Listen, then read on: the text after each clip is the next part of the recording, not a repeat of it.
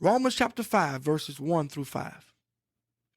Therefore, being justified by faith, we have peace with God through our Lord Jesus Christ, by whom also we have access by faith into this grace, wherein we stand and rejoice in hope of the glory of God. And not only so, but we glory in tribulations also, knowing that tribulation worketh patience, and patience experience, and experience hope, and hope make it not ashamed, because the love of God is shed abroad in our hearts by the Holy Ghost, which is given unto us.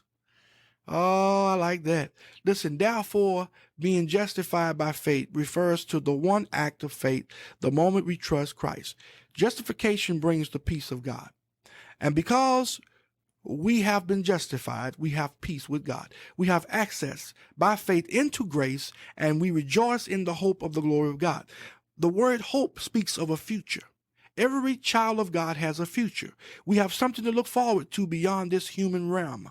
And not only do we rejoice in this, but also rejoice in tribulation, because tribulation works patience.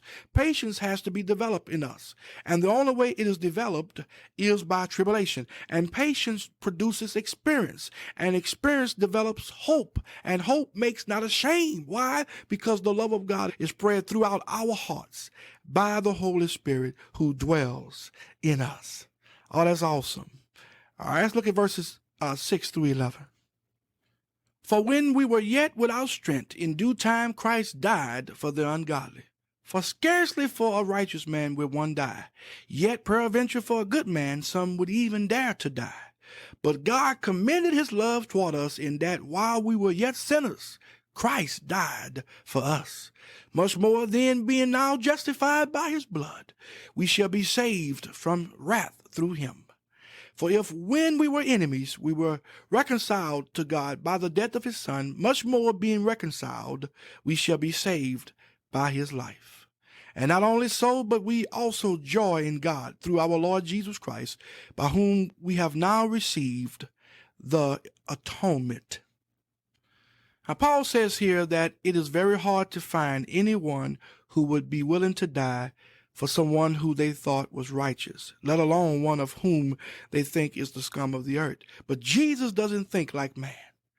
While we were the scum of the earth, while we were his enemies, he laid down his life so that we could be reconciled to God. And since Jesus did this for us when we didn't deserve it, now that we are in his family, he has so much more in store for us. Oh, glory to God. Let's look at verses 12 through 21. Wherefore, as by one man sin entered into the world, and death by sin, and so death passed upon all men, for that all have sinned.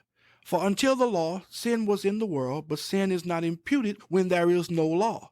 Nevertheless, death reigned from Adam to Moses, even over them that had not sinned, after the similitude of Adam's transgression, who is the figure of him that was to come.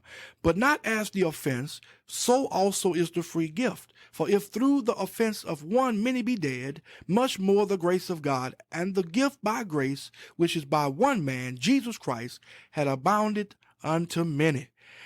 And not as it was by one that sinned, so is the gift. For the judgment was by one to condemnation, but the free gift is of many offenses unto justification.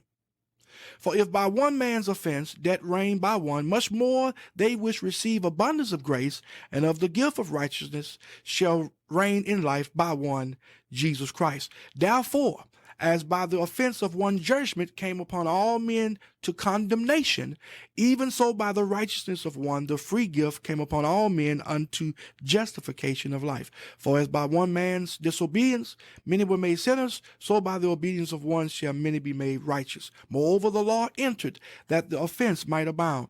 But where sin abounded, grace did much more abound.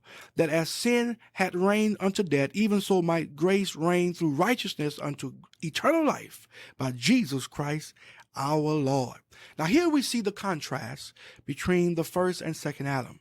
The first Adam sinned and brought humanity into condemnation.